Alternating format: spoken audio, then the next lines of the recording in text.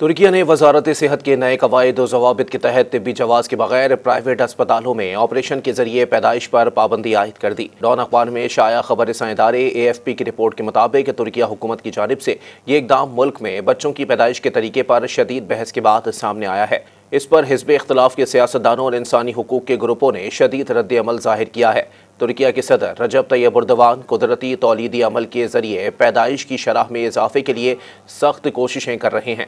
19 अप्रैल को सेहत की देखभाल के निजी इदारे चलाने के नए कवायद व जवाबित पेश करते हुए कहा गया था कि किसी मेडिकल सेंटर में इख्तियारी C-सेक्शन नहीं किए जा सकते।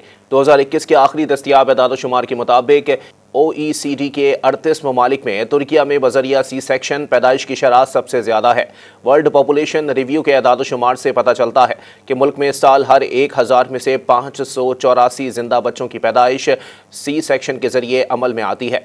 बच्चों की पैदाइश की बहस ने गुज़िश्ता हफ्ते के आखिर में उस वक्त जन्म लिया था जब फेनेरबाचे और सेवास्पोर के दरमियान सुपर लीग फुटबॉल मुकाबले का आगाज़ हुआ। खिलाड़ियों ने एक बड़ा बैनर उठा रखा था जिस पर कुदरती पैदाइश को फ़रोग़ देने के लिए वजारत सेहत के इक़दाम की अक्कासी की गई थी। बैनर पर कुदरती पैदाइश कुदरती है का नारा दर्ज था। इस इक़दाम पर सियासतदानों, डॉक्टर्स और ख़वातीन के हुकूक की तंजीमों ने शदीद गम व गुस्से का इजहार किया था। तुर्किया के सदर एर्दोगान ने 2025 को ख़ानदान का साल करार दिया है ताकि तुर्किया की गिरती हुई शरह पैदाइश से निपटा जा सके जो 2023 में 1.51% की तारीख की कम तरीन सतह पर पहुँच गई थी। मज़ीद न्यूज़ अपडेट्स और डिजिटल स्टोरीज के लिए सब्सक्राइब करें डॉन न्यूज़ पाकिस्तान।